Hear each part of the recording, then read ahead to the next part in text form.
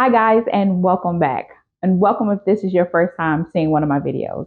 I'm Yolanda, and here on my channel, I just like to share the different improvements that I'm making in my life in order to improve both my mental and physical health. So yes, I am on both a wellness and a weight loss journey at the same time. Before we get started in the video, I want to address the audio. I've done a few videos in this particular room, and the sound is a bit distorted. So I did get a new mic, and hopefully the mic will help that. Um, anyway, so I wanted to address it. I'm working on it. If this sucks too, we'll figure something out, but stick with me.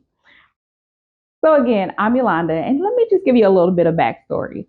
I started my wellness and weight loss journey January 2nd of 2022, weighing 351 pounds.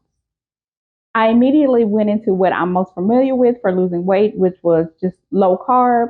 I lost about 13 pounds initially.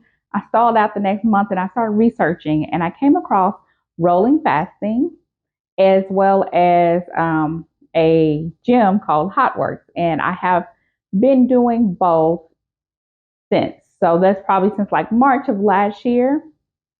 And with any journey, I have had some ups and downs.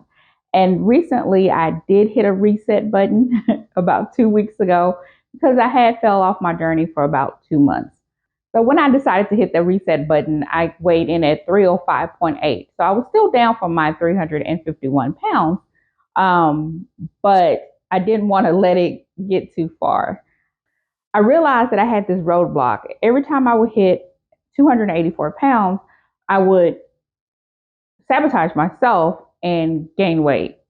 And I don't want to do that anymore. So I'm trying to be really aware, and I am doing a deep dive into why do I have that particular roadblock. And we're going to get past it together, okay?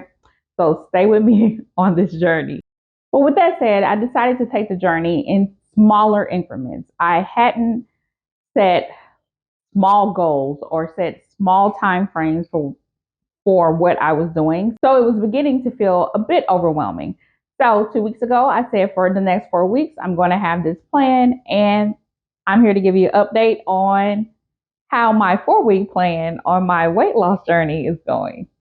So the first week, as you know, if you're following my journey, I lost 6.6 pounds, but I also shared with you guys that I injured my knee on that same day. So this past week, I have been nursing an injury. So today's video is kind of going to delve into how this week went. I won't bury the lead. The weigh-in for this week, I weighed 297.2. So that's an additional loss of 2 pounds for the week.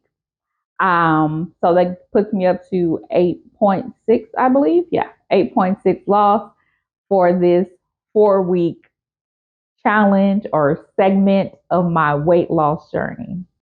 And also, we got to celebrate the even bigger number. I'm no longer 351 pounds. I am now today 297.2. And so that is a loss of 53.8, I believe. Yep. 53.8. Yay, we got to celebrate the wins.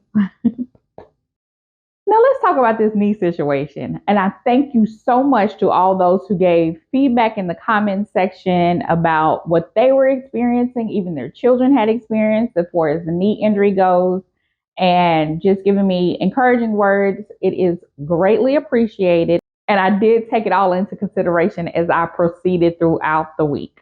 So when I wasn't icing, resting, or elevating my knee and I needed to move around and get things done, I did continue to use this knee brace on my knee. And I feel like that really helped a lot. In addition, shout out to my sons. I got to give a shout out to my babies because I needed to go to the grocery store, but obviously, that's not resting my knee. So I gave them a list. They went in and shopped. They're 13 and 14, I know, but they're still my babies. But this was the first time they had done this. So they went in and shopped. I came in and paid, and we left. So they were a big help, and I shout out to my baby boys. So in addition to using this big knee friendly brace, I also started taking these osteo they're supposed to be really good for joint health and bone health. The bone health aspect is the vitamin D that's part of it. So you see, I hope is it hopefully it's clear. But anywho, and so I'm gonna be taking these to help with my joints and my bones, as I said before, and hopefully this was help. It says that you can see a difference within 7 days, so I needed to help me on my healing journey. I know a few people recommended that I go to a doctor, maybe see a professional instead of asking you guys for help. I am one of those people. Like, I'm a let's wait and see type person. I don't really run to the doctor for everything. I try to allow my body to heal itself. So since my body was able to do its job and I did my part by resting and allowing my body to heal itself, I feel that that was the best course of action for me. But if my body hadn't started healing or it hadn't improved the way it did, I would have sought professional help. But I think we're going to be good. We're going to be good.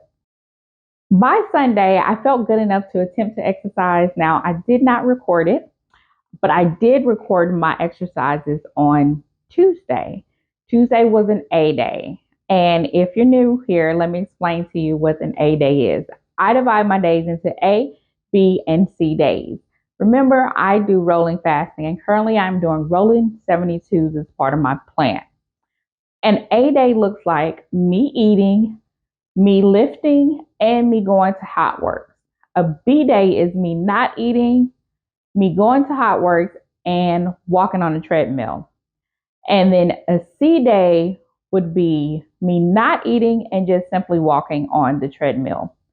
Now, this is at optimum level, right? So when my knee was at its worst, I didn't do that. I still kept with the same eating pattern, but obviously I wasn't able to work out.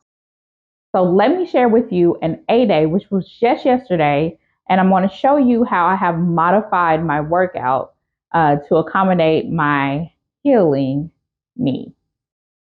So as you can see here, this is my usual program for when I'm lifting. So what I did was cut out all the legs. So every other item that you see is a leg workout. So I do supersets of upper body and leg together, and then I move on to another superset. So I just took the leg component out. In addition to that, I also sat down while I was doing my upper body workout. I didn't realize how sitting while doing my upper body work would affect my workout.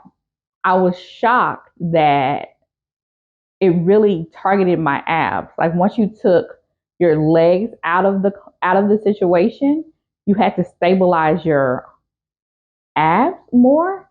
And it's like my upper abs was like, or were my upper abs would be, was like, girl. So I'm like, oh, have I found another way to do my upper body? Loving that for me. After lifting, I still went to hot works. And while I'm at hot works, I'm not one of those people who gets on the bike and like go super fast. Like, that's just not how my body works. I up the resistance more than your average person will use when they're cycling. And I go at a more moderate pace. So, for instance, when I cycle, let's say low, high, and medium would be 10, 15, 20 in normal times. But because my knee is still healing, I took the low, medium, and high to be now 1, 5, and 10. So I really cut it down. But I still went and I gave it my best effort. I'm going to slowly increase the resistance back up to where I was as I feel my knee is getting stronger. Now, if you didn't watch last week's video, you don't know the culprit for the knee injury. It is actually a challenge that I was doing on my own and recording and was going to share a little bit later. but I was doing a seated squat challenge, and it was going swimmingly well for about 7 days, or was it 8? But then last Monday, as I began to do it, my knee felt like a rubber band stretched to its max capacity, and that if I did one more squat, it was gonna pop. So, and then thereafter, the rest of the day kind of swelled up and got more painful. So that happened. So, but I did not want to give up on my seated squats, because the benefits of this seated squat, like with just 7 days or 8, however, whatever day number I was on, I felt it in my quads, my my hamstrings, and my glutes, and my abs as well. And I'm just like, oh, I love the seated squat. So let me see how I can modify it to continue doing it. So here I am modifying it. The seat that I used to do it on was much lower. And so I'm now doing it on a bench that's a bit higher, probably about 3 inches higher than the seat that I was originally doing it on. As well as I set the weights down. I was doing it with 10-pound weights. So I set the weights down. And also, I went on an Instagram account called Squat University, and came across some information about, proper form for a squat and how to like attain that.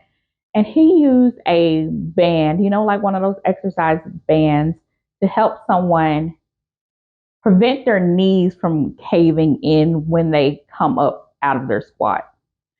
So essentially what you do is you're trying to keep your knees aligned with your toes. And by having the band on your knees, and you're trying to keep it, stretched, so you focus on keeping your knees outward instead of allowing them to collapse when you come up. So now the boys and I are using a band and being very intentional with each move. Instead of trying to just rapidly go through it, it's like just being very aware of our feet placement. Well, more so me, my feet placement, as well as my knee placement, which is most important. So that is the modification that I made for that. Well, since I'm sharing with you guys exercises from A Day, and we know on A Day I eat, let me show you my feast from A Day, which was yesterday. I had some turkey wings with green beans. And earlier in the day, I actually had my normal protein shake mixed with coffee. And right before I ended my feeding time, I also had a double chocolate chunk Quest bar. Those are so good and has a great deal of protein in them as well. Thank you for watching my video. If you've gotten this far, do consider hitting the like button, subscribing, maybe even leaving your girl a comment. I do love the comments. And most of all, before I leave, I just hope that you have an amazing day. And I'll see you next time. Bye, guys.